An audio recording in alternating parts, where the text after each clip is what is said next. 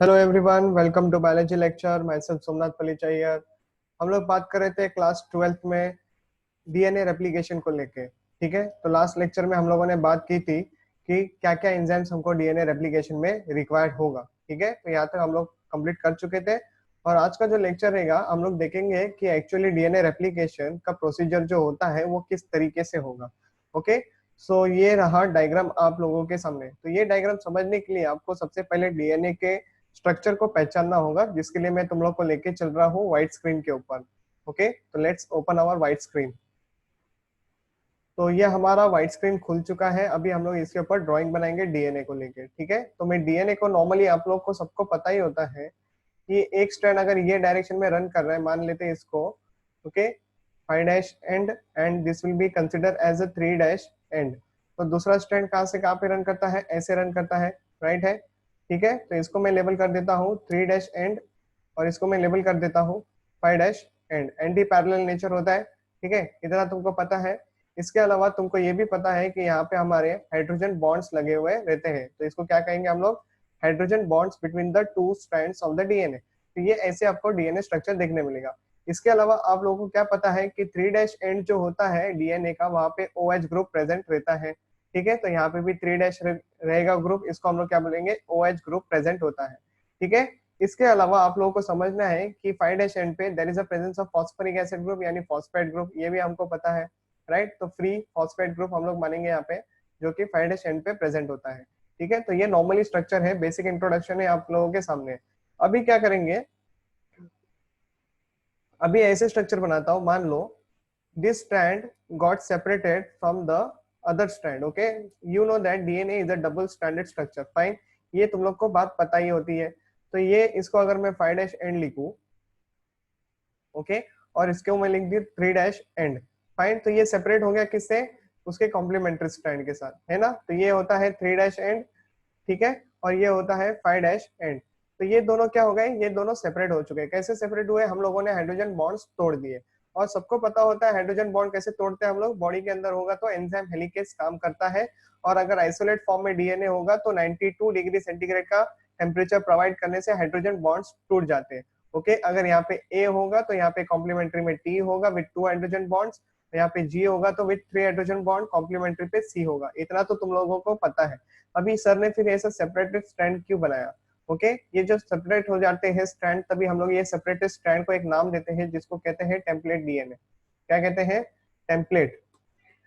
Template DNA के नाम से हम लोग इनको जानते हैं। ठीक है, तो ये आप लोगों को ध्यान में रखना है। What do you mean by the template DNA, separated strand of the DNA means single stranded DNA will be called as a template DNA. इतना तुम लोगों को ध्यान में रखना है। ठीक है, तो अभी चलो हम लोग एक्चुअल डायग्राम बनाते हैं डीएनए रेप्लिकेशन का। रेडी हो जाओ सब लोग, ठीक है, समझने के लिए। तो ये रहा, मैं तुम्हारे सामने डीएनए रेप्लिकेशन का एक डायग्राम बनाने वाला हूँ। ओके,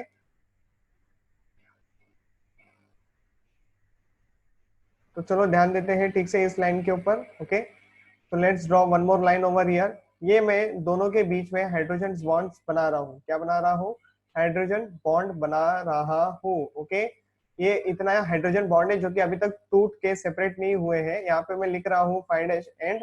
ओके, तो यहाँ पे लिखेंगे हम लोग 3' एंड, और यहाँ पे रहेगा 3' एंड। ओके, और यहाँ पे रहेगा 5' एंड। ओके, इसके अलावा ऐसे मानेंगे कि इतना जो स्ट्रक्चर है वो मैंने खोल दिया है। ओके, इतना स्ट्रक्चर जो है हम लोगों ने खोल दिया है। तो ये जो 3' एंड इधर लिखा है मैंने, क्या मैं उसको इधर लिख सकता हूँ, ओके, बिल्कुल लिख सकता हूँ। ये हो गया मेरा 3' एंड। तो ये जो 5' एंड मैंने यहाँ पे लिखा है, जो ओरिजिनली इधर इधर था, मतलब अभी इधर ही है, नीचे ही है। ओके, वो तो मैंने छोटा स्ट्रैंड बना के दिखाया था, इसलिए मतलब क्या दिखा रहा हूँ मैं, तो इसको अगर मैं दो पार्ट में डिवाइड करूं तो ऊपर वाला जो डीएनए है ये अभी तक खुला नहीं है। Okay, not open completely. ये कौन खोल रहा है, यहाँ पे एंजाइम बना देते हैं। चलो इसको लेबलिंग कर देते हैं हेलिकेस। हेलिकेस एंजाइम क्या कर रहा है, फॉरवर्ड डायरेक्शन में जा रहा है, राइट। ये इतनी बात तुम लोग को समझ में आ रही है, तो इसको मैं लेबल कर देता हूँ, this is what my enzyme called as a helicase. तो सबसे पहले एंजाइम कौन आएगा, हेलिकेस एंजाइम आएगा। और वो क्या कर रहा है एंजाइम, आके हाइड्रोजन बॉन्ड्स को तोड़ के स्ट्रैंड्स को सेपरेट कर रहा है। ओके, यहाँ पे 3' एंड पे क्या प्रेजेंट रहता है, फ्री OH ग्रुप प्रेजेंट रहता है। ये हम लोगों को पता है कि नहीं। So this is what the OH group will be seen over here. अगर मैं यहाँ पे 5' एंड की बात करूँ तो क्या रहेगा 5' एंड के ऊपर, फॉस्फेट ग्रुप। ओके, तो P ग्रुप प्रेजेंट होगा, ऐसे बताएंगे हम लोग। क्या रहेगा, यहाँ पे फॉस्फेट ग्रुप प्रेजेंट है, इतना पता है। तो एक तो एंजाइम ने अपना काम कर दिया है कि इसने पूरा 5' से 3' डायरेक्शन में या 3' से 5' डायरेक्शन में बॉन्ड को तोड़ना चालू कर दिया है। ओके, तो इतना जो हाफ खुला हुआ स्ट्रैंड है उसको बोलेंगे हम लोग टेम्पलेट स्ट्रैंड। किसको बोलेंगे टेम्पलेट स्ट्रैंड हम लोग? ये जो खुले हुए स्ट्रैंड्स है ना, इनको ही बोलेंगे हम लोग टेम्पलेट डीएनए। बात समझ में आ रही है? दोनों तरफ से वही है। Okay, so there will be the two template DNA will be seen because DNA is a double stranded structure and strands of the DNA run anti parallel to each other. अभी जैसे ही ये खुलेगा तो इनमें एक थोड़ा सा टेंशन फोर्स काम करता है ना। अगर ये टेंशन फोर्स ऐसे ही रह जाएगा, इसके वजह से क्या हो जाएगा, ये डीएनए फिर से सेल्फ कॉइल हो जाएगा। बात समझ में आ रही है? तो हम लोग को वो सेल्फ कॉइल नहीं होने देना है। अगर सेल्फ कॉइल हो जाएगा तो इससे क्या हो जाएगा, दोनों के बीच में हाइड्रोजन बॉन्ड्स फिर से बन जाएंगे। तो वो कंडीशन आ गई तो फिर से प्रॉब्लम आ जाएगी, है कि नहीं? मतलब मैं नया स्ट्रैंड नहीं बना सकता। तो क्या करना पड़ेगा, दोनों स्टैंड के ऊपर है ना हम लोग क्या एंजाइम एक्ट करता है, हम लोग का जो टोपो आइसोमरेस एंजाइम एक्ट करता है। क्या नाम है इसका? टोपो आइसोमरेस। ओके, ये याद रखना। तो यहाँ पे मैं ग्रीन कलर में एक एंजाइम लिख रहा हूँ जिसको बोलेंगे हम लोग टोपो आइसोमरेस। ये दोनों जगह पे लिख रहा हूँ क्योंकि मुझे ऐसा दिखाना है कि ये जो कॉइलिंग नहीं होने वाला है इसको टोपो आइसोमरेस के साथ हम लोगों ने ट्रीट किया हुआ है। Okay, what do you mean by this? The tension force which is present initially on the coiled DNA that has been removed with the help of an enzyme called as a topoisomerase। तो कितने enzyme ने काम कर दिया अभी तक? दो enzyme ने अपना अपना काम कर दिया है। ठीक है, साइमल्टेनियसली ठीक इसी के बाद एक और एंजाइम एक्ट करेगा जिसको कहते हैं हम लोग SSBP। ओके, तुम लोगों ने एब्सोल्युटली सही गेस किया है। What is the next enzyme which is called as SSBP? तो यहाँ पे यहीं पे लिख देते हैं हम लोग SSB एंड P। ओके, तो ये बात तुम लोगों को क्लियर हो रही है। तो कितने एंजाइम आ गए? SSBP एक आ गया, मतलब ये हमारा तीसरा एंजाइम है। चलो रेड कलर में सर ने एक और एंजाइम लिख दिया यहाँ पे, fine, SSB and P। What is this? Single stranded binding protein. What is the meaning of this enzyme? Okay, this enzyme, ये जो है मेरे, ये सिंगल स्ट्रैंड हो गए ना, टेम्पलेट स्ट्रैंड जो होते हैं ये सिंगल स्ट्रैंड होते हैं, तो इनको स्टेबलाइज करेगा। ये स्टेबल नहीं रहेंगे तो फिर बाकी का स्ट्रैंड रीडिंग कैसे होगा, है कि नहीं? बाकी का नया जो स्ट्रैंड बनना है यहाँ पे अपोजिट डायरेक्शन में, वो कैसे बनेगा? ठीक है, तो इसी के लिए हम लोग कौन से एंजाइम लगाते हैं? SSBP। तो अभी जो तुम्हारे सामने है काफी सारे लेबलिंग्स आ चुके हैं। सबसे पहला एंजाइम हेलिकेस आया, उसने हाइड्रोजन बॉन्ड्स को तोड़ दिया, फर्स्ट कॉन्सेप्ट क्लियर। ठीक है, ठीक उसी के बाद टोपो आइसोमरेस आया, उसने क्या किया, टेंशन फोर्स जो था डीएनए के अंदर उसको निकाल फेंका। ठीक है, जिसके कारण अब ये कॉइलिंग नहीं हो सकता। ठीक है, तीसरा एंजाइम जो मैंने यहाँ पे लगाया है वो होता है SSBP, single standard binding protein. इससे क्या हो जाएगा, मेरे टेम्पलेट डीएनए जो है, दो टेम्पलेट डीएनए जो फॉर्म हो रहे हैं वो मेरे स्टेबल रहेंगे, जिसके कारण मैं आगे का प्रोसीजर कर सकता हूँ। ओके, ठीक इसी के बाद अगला एंजाइम आएगा जिसको हम लोग लेबल करते हैं डीएनए पॉल 1। ओके, क्या लेबल करेंगे? डीएनए पॉलीमरेज 1, सॉरी 3 कर देते हैं, DNA polymerase 3, sorry. Okay, what is the enzyme called as DNA polymerase 3 will be coming. अब ये डीएनए पॉलीमरेज 3 क्या करता है, मैंने तुम लोग को इसके बारे में ऑलरेडी बताया था। ठीक है, हम लोग इसको थोड़ा सा कलर चेंज करके बनाते हैं यहाँ पे। ठीक है, रेडी हो जाओ अभी इसको समझने के लिए। तो यहाँ पे मैं एक सर्कुलर स्ट्रक्चर बना रहा हूँ। Okay, this will be my DNA polymerase 3 जो कि रेड कलर में अभी दिख रहा है तुम लोगों को, फाइन। अब ये डीएनए पॉलीमरेज 3 कर रहा क्या है? ये डीएनए पॉलीमरेज 3 एक्चुअली अगर 3' एंड से लेके ये ऊपर तक जो भी सीक्वेंस रहेगा उसको रीड करेगा। क्या करेगा? रीड करेगा। Means what? यहाँ पे लिख देते हैं, okay, this fellow will be doing the proof reading. Okay, proof reading के बाद क्या होता है, ये मुझे अल्टरनेटली कॉम्प्लीमेंट्री सीक्वेंस लाके देगा। What it will do? It will add, okay, free but complementary nucleotide. Okay, क्या करेगा? Free but complementary nucleotides attach करने में मदद करेगा। इतना सबको ध्यान में आना ही चाहिए। ओके, इतनी सारी बातें एक बार क्लियर हो जाएगी तुम्हारी तो तुम लोग को क्लियर हो जाएगा idea. Okay, what the DNA polymerase 3 is doing, वो आ रहा है 3' के अपोजिट में। ओके, किधर से काम कर रहे हो? He is very active at the 3' region, मतलब जो फ्री एंड रहता है जहाँ पे OH ग्रुप प्रेजेंट रहता है, डीएनए पॉलीमरेज 3 उस एंड पे ज्यादा अच्छे से काम करता है। ओके, जैसे कि मान लेते हैं यहाँ पे 5' P ग्रुप है, तो यहाँ पे लगने से बेटर है वो डीएनए पॉलीमरेज 3 कहाँ से काम कर रहा है? It is working from the 3' OH group. अब ये क्या कर रहा है? प्रूफ रीडिंग कर रहा है। मतलब क्या है? 3' एंड को पहचानने की कोशिश करे। मान लो यहाँ पे A है तो इसके अपोजिट में क्या लाने की कोशिश करेगा? T। ओके, मान लो यहाँ पे G है तो इसके अपोजिट में क्या लाने की कोशिश करेगा? C।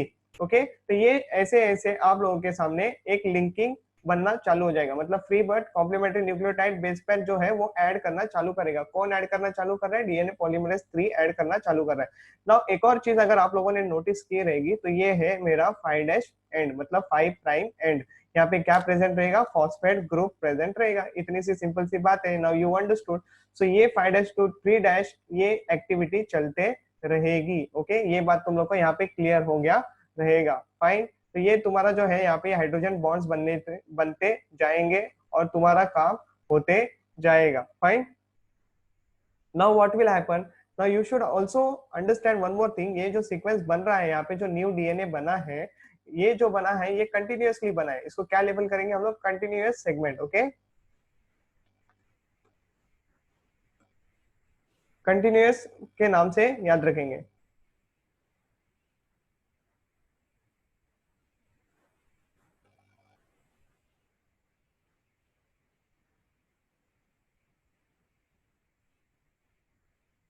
कंटिन्यूअस स्ट्रैंड्स के नाम से याद रखेंगे। ओके,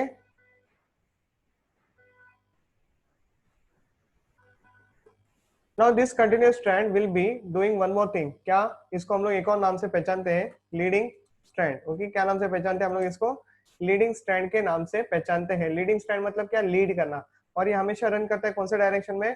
5 डैश से लेके, ओके, 5 प्राइम से लेके 3 प्राइम तक काम करता है। ओके, ये ध्यान में रखना है। 5 डैश टू 3 डैश एंड।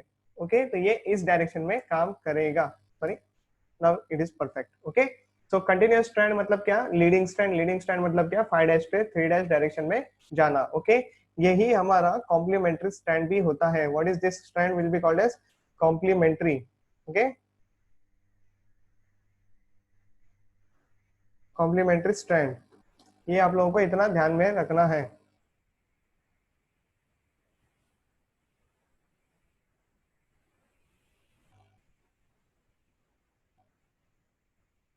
ना इसके अलावा आप लोगों को क्या समझ में आना चाहिए? अभी यहाँ पे देखो, बहुत सारी चीजें जो आप लोगों को यहाँ पे ध्यान में रखना है। जैसे कि ये तो डीएनए पॉलीमरेज 3 था, इसने एक 50% काम कर दिया। अगर मैं यहाँ से बीच में से लाइन मार दूं, okay, the complete straight line बना दूं, तो 50% तुम्हारा डीएनए रेप्लिकेशन क्या हो चुका है? ये रेडी हो चुका है। Okay, one strand is almost ready with the daughter DNA also. Okay, ऐसे बोल सकता हूँ। लेकिन जो अनदर 50% है, यहाँ पे आप लोगों को कॉन्सेप्ट को समझने की कोशिश करनी पड़ेगी। ओके, तो यहाँ पे मेरे पास क्या है? 5 डैश एंड प्रेजेंट है।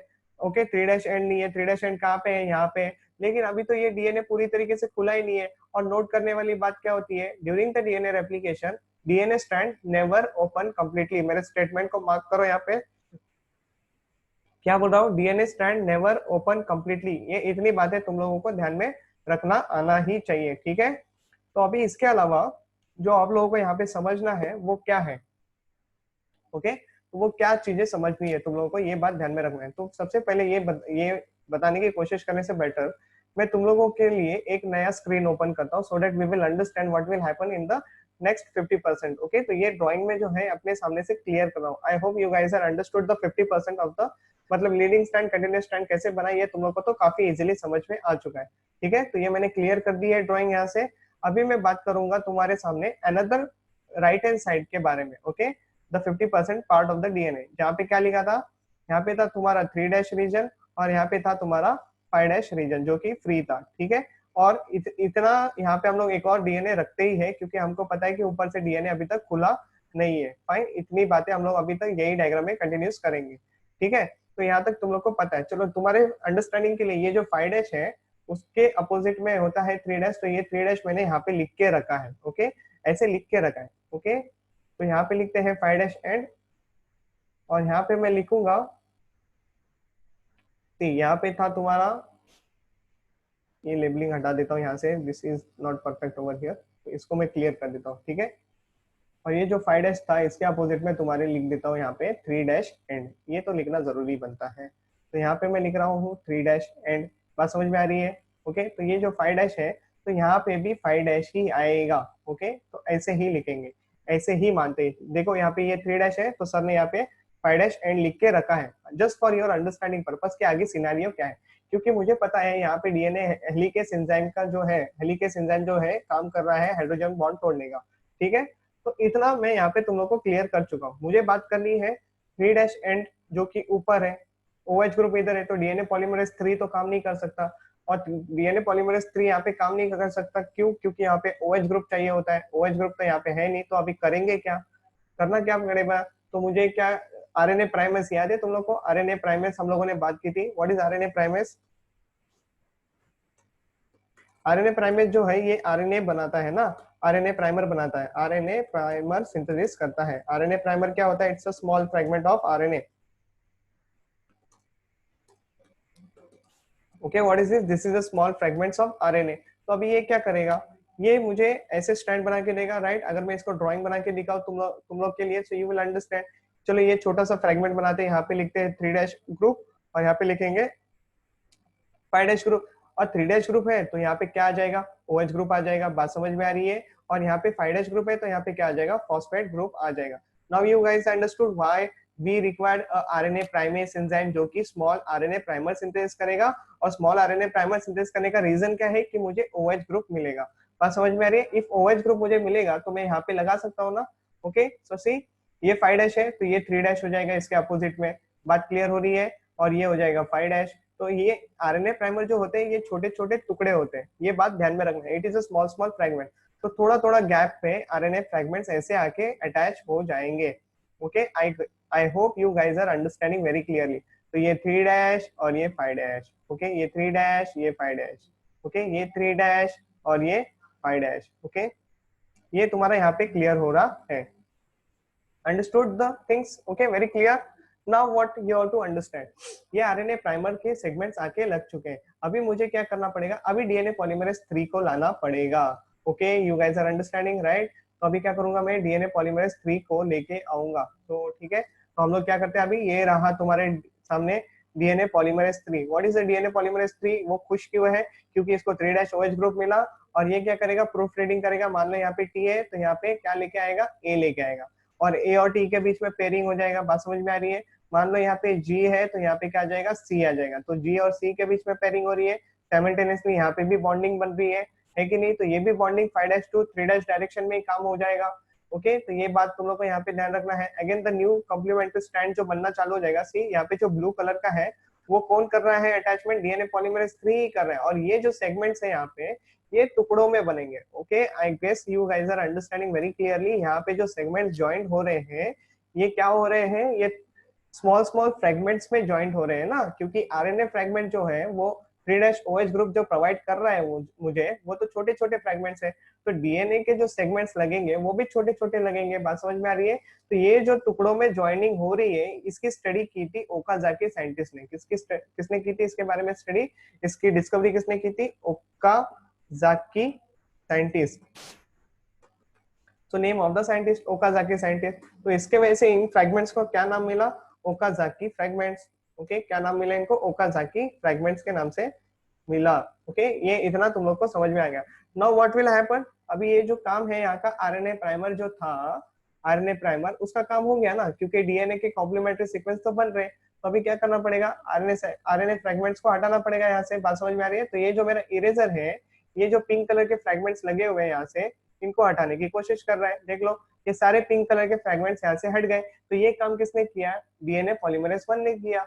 किसने काम किया? DNA polymerase 1। I hope you are understanding this. DNA polymerase 1। Okay, ये एंजाइम ने क्या किया? हेल्प्स टू रिमूव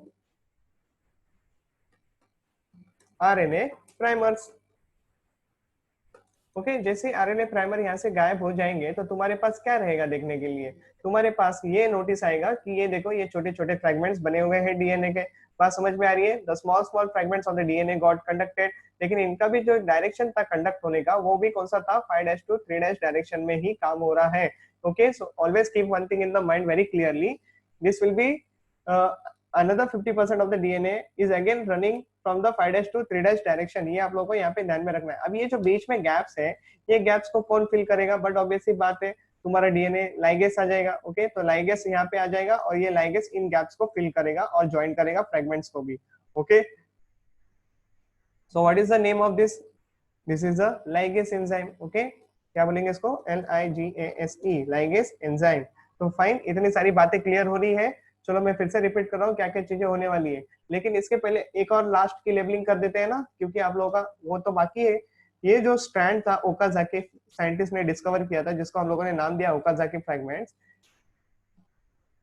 ओके, तो इसको एक और नाम आ जाता है, इसको बोलते हैं डिसकंटिन्यूअस स्ट्रैंड। ओके, क्या बोलेंगे इसको? Discontinuous strand.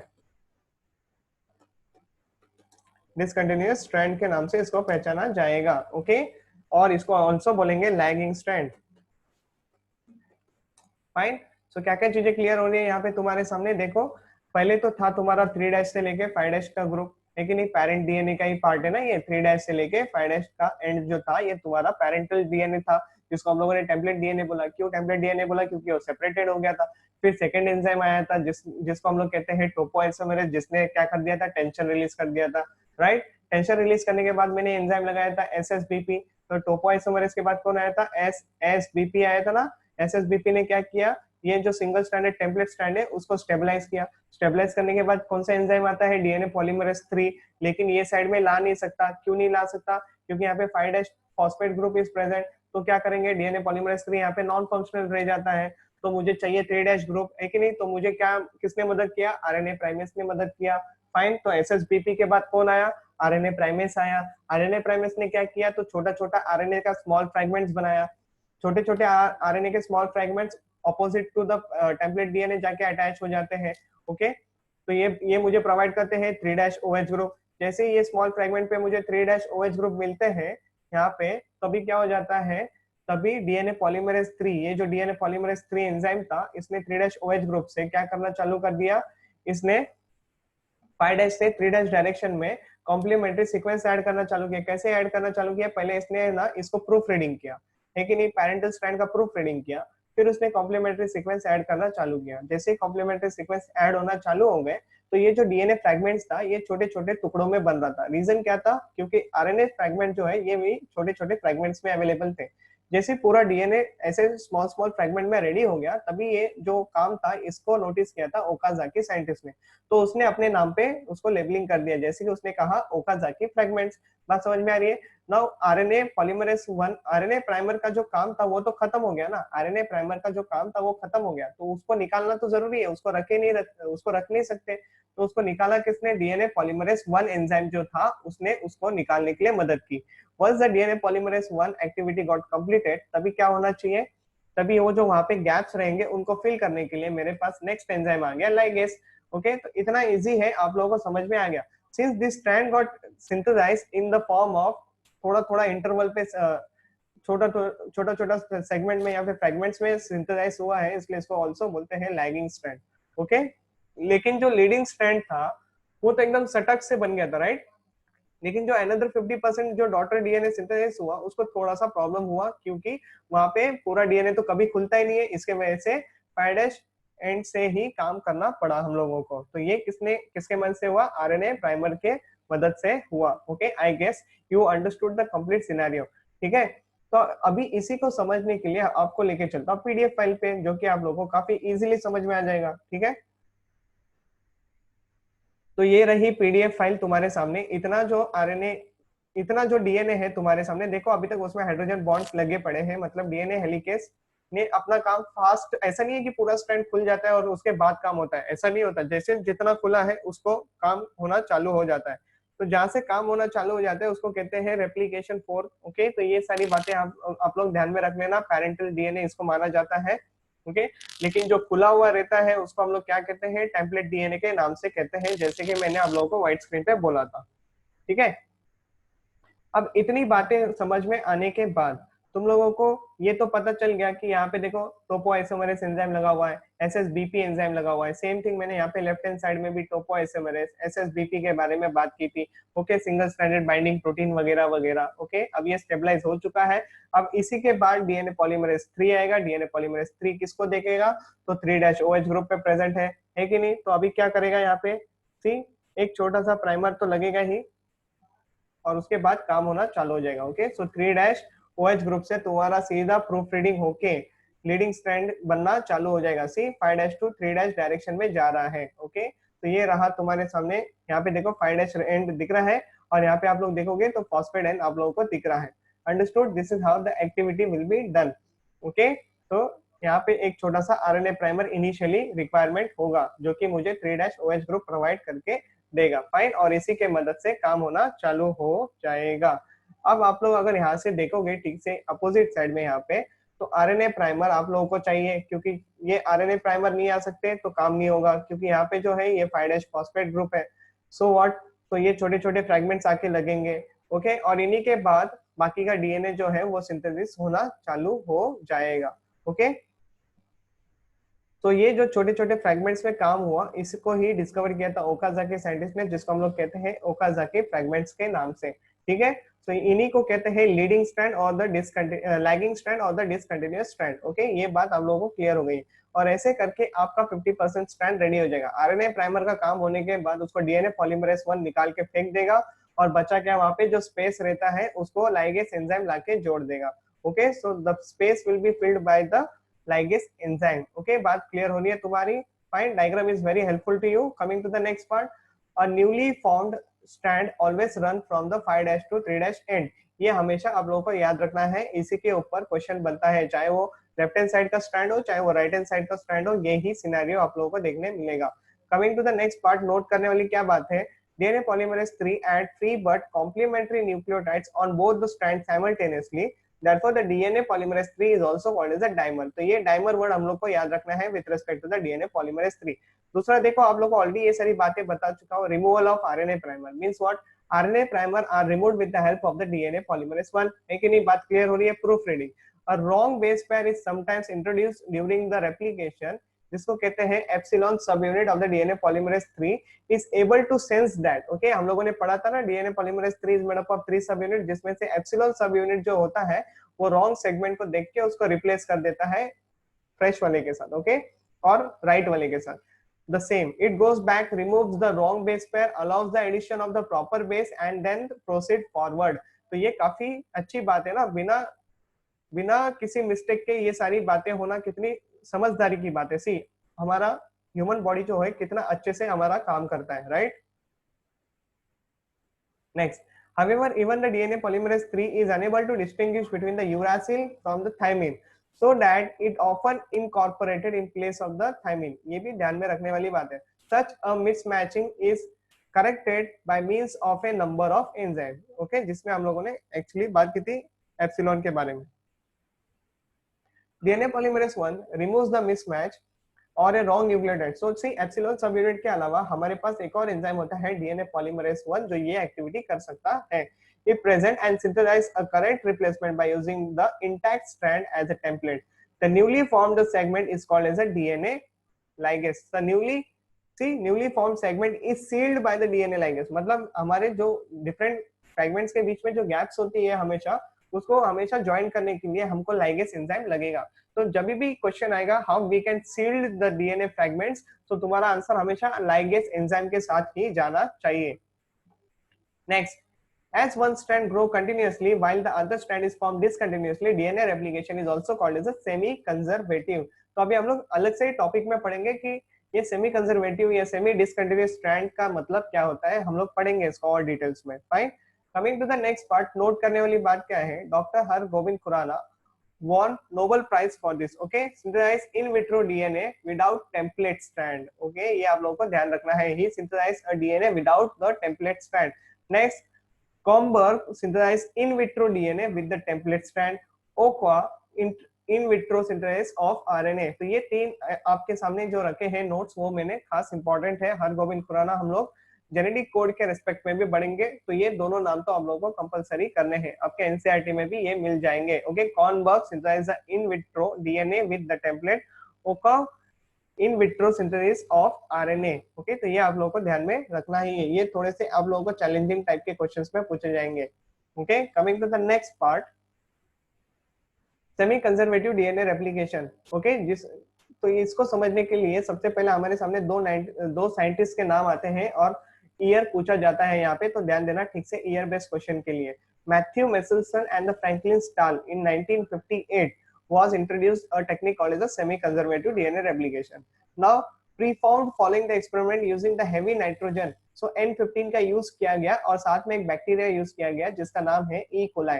So they grew a E. coli in a medium containing N15. See, मतलब क्या लिया, अमोनियम क्लोराइड, लेकिन अमोनिया जो नाइट्रोजन सोर्स है वो है 15, हेवी नाइट्रोजन है, as the only nitrogen source for many generations. मतलब उन्होंने क्या किया, उस ई कोलाई को रेप्लिकेट करवा के रहे, ओके, कम से कम लोग ने इसको 2 जनरेशन तक तो रेप्लिकेट, 3 जनरेशन तक तो कम से कम रेप्लिकेट करवाया, और उसके बाद नोटिस करने के बारे में वो लोग ने सोचा, तो नोटिस किया, तभी वो लोग को पता चला yes DNA replicate semi conservatively.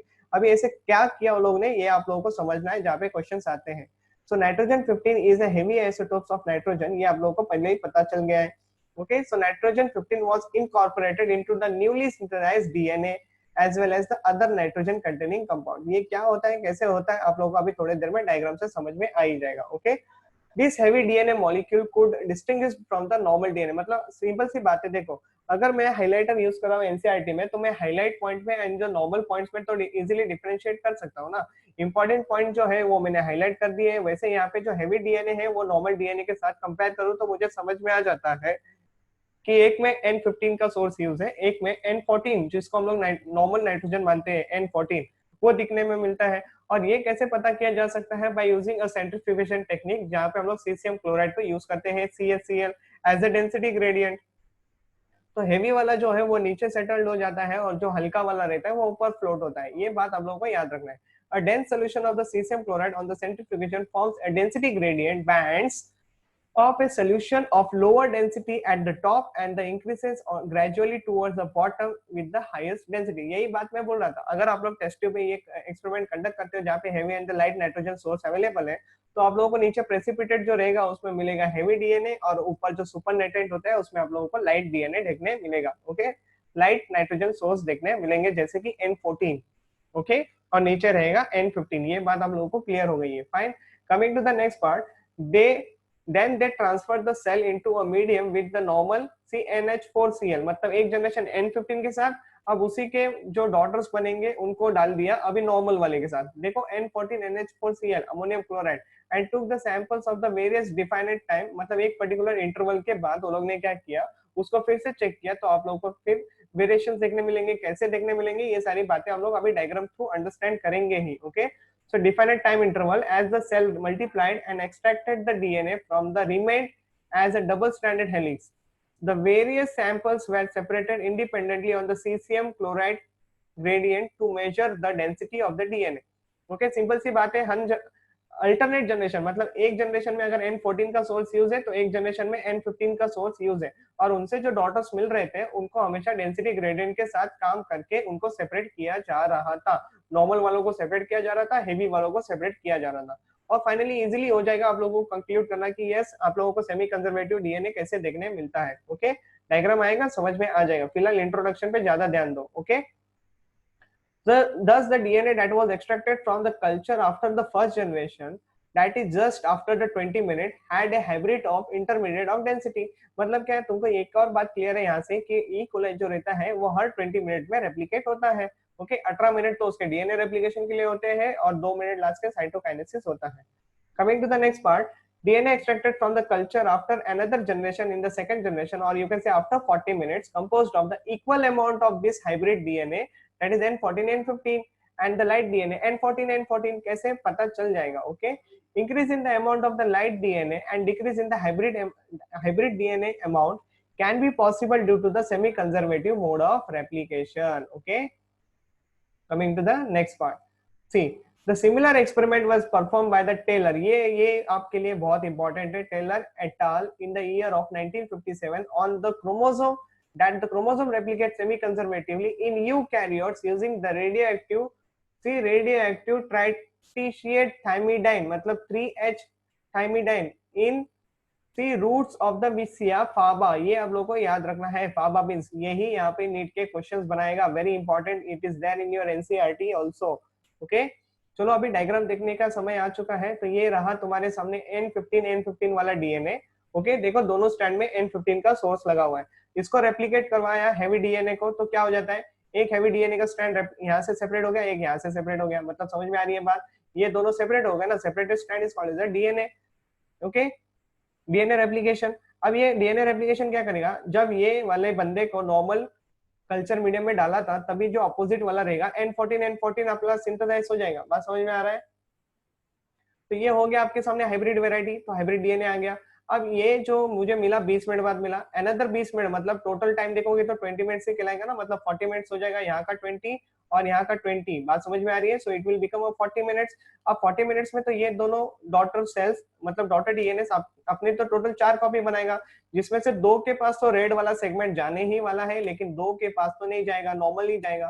तो ये दोनों तो नॉर्मल हो गए, देख लो, सिंपल सी बात है। लेकिन ये दोनों जो है ये हेवी डीएनए हो गए, मतलब हाइब्रिड डीएनए हो गए। बात समझ में आ रही है? और ये दोनों लाइट डीएनए हो गए, जिसके कारण ये पता चलता है सेपरेशन किससे किया, सेपरेशन कैसे किया, सेंट्रीफ्यूगेशन किया by using the density gradient caesium chloride. Okay, so DNA replicated semi conservatively, ये बात आप लोगों को यहाँ पे पता चल गई है। ठीक है, तो आगे का जो लेक्चर रहेगा वो हमारा रहेगा with respect to the heterocatalytic mode, जहाँ पे हम लोग बात करेंगे central dogma, that is the DNA to mRNA, mRNA से प्रोटीन्स बनाएंगे। तो ये वाला टॉपिक थोड़ा सा लेंथी चलेगा। फिलहाल के लिए आप लोग क्या करो, आप लोग ये 2 टॉपिक के साथ फेमिलियर हो जाओ। क्या है मैंने आज सिखाया आप लोगों को, तो DNA replication and DNA replicated through semi conservatively, ये 2 कॉन्सेप्ट मैंने यहाँ पे क्लियर कर दिए हैं। एंजाइम्स के ऊपर ठीक से ध्यान देना, कौन सी जगह पे कौन सा एंजाइम कब एक्ट करता है, कौन प्रूफ रीडिंग करता है, कौन किसको निकालता है, ये सारी बातें तुम लोग को यहाँ से क्लियर होनी चाहिए। ओके, सेमी कंजर्वेटिवली में हम लोगों ने देखा था कि हैवी नाइट्रोजन सोर्स यानी 15N अमोनियम क्लोराइड को यूज किया गया था। ओके, ये बात ध्यान में रखना। NH4Cl एंड नॉर्मल जो होता है वो होता है NH4Cl, लेकिन N14 होता है। Okay, so thank you very much for this lecture. Okay, चलो मिलेंगे आपको नेक्स्ट लेक्चर से।